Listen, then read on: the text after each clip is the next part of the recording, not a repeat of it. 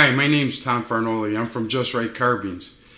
We're going to demonstrate for you today the disassembly and the assembly and the cleaning of this gun.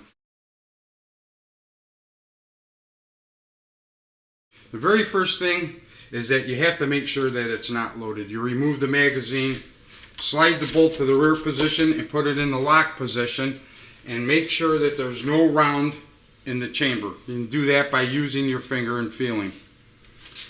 Then you let the bolt forward. The next thing you need to do is to take your buttstock wrench, loosen up the nut, and back this off.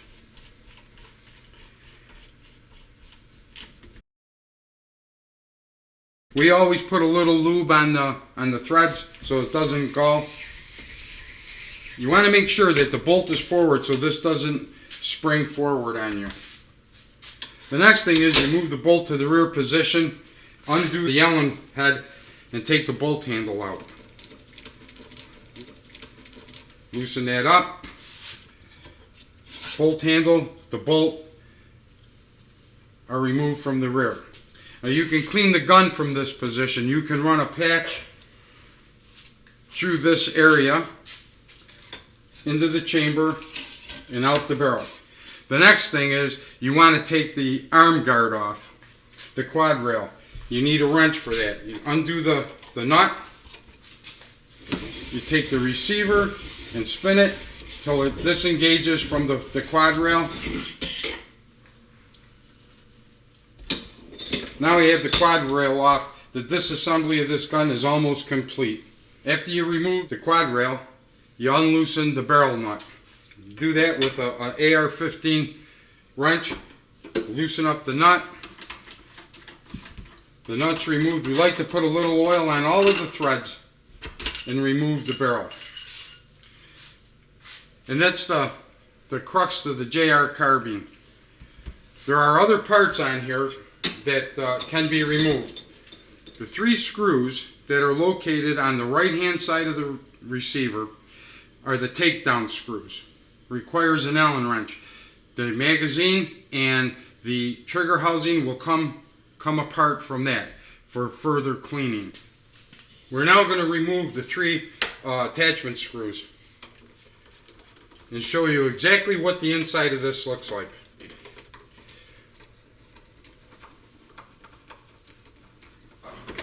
It removes.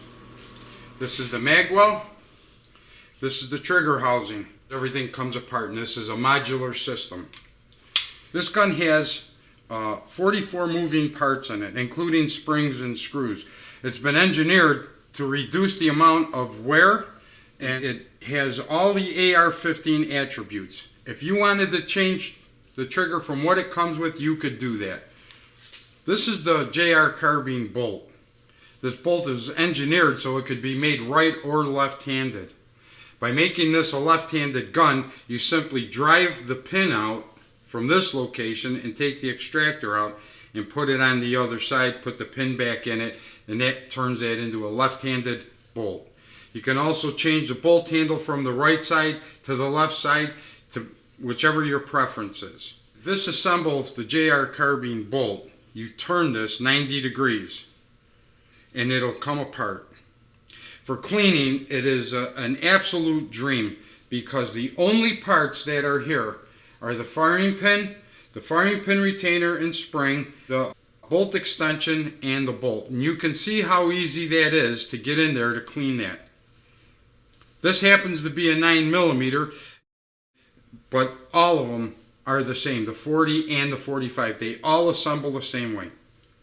As I showed you before about changing the extractor around to make this a right or a left-handed gun, if you were to set this gun up so that it was left-handed, you would remove this plate, which is the ejector plate, and mount that on the other side. Once that's done, this gun becomes left-handed.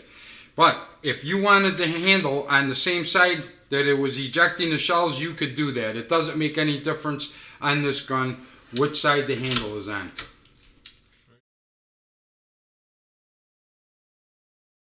So now we're going to reassemble this.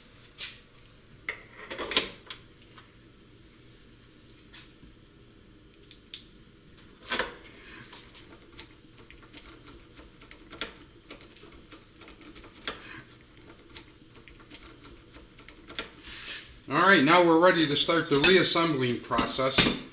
As far as the cleaning is concerned, you know about the 3 screws and how that disassembles, and you can see how you can clean that. And we demonstrated earlier about cleaning the barrel. You can do that through the receiver. We're going to put the barrel back on, which should be pointed out that there is a key mark on the barrel. And that lines the barrel up so that the extractor grooves will line up. You put that in, you line everything up, the barrel's on.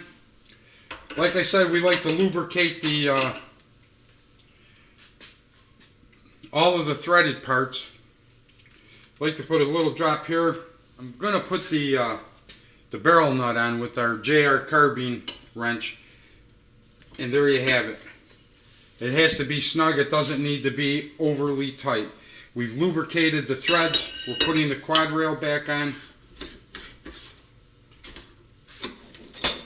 You turn this over and line up the quad rails with the Picatinny rail on the receiver. We've got the JR Carbine wrench on the nut, and there you have it. Put the firing pin in with the spring, the firing pin retainer, and you line this up with the lugs on the bolt.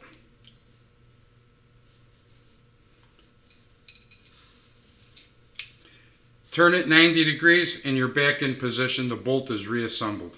Now we're going to reinsert the bolt into the receiver. Bolt forward. We're going to reassemble this into the receiver. In order to pass up the hammer, you have to come through this slot, depress the hammer just a little bit so that the bolt will slide by it. You turn the gun over on its side and line up where the bolt handle, you'll see there's a 3/8 hole here. The bolt handle goes into that, and by juggling the bolt, it'll slip into the slot. Once you've accomplished that, you have to retighten the charge handle. I happen to like it on the left side because I'm a right-handed shooter. So that's the way I'm doing it. If you want to do it on the other side, it's just as easy to do.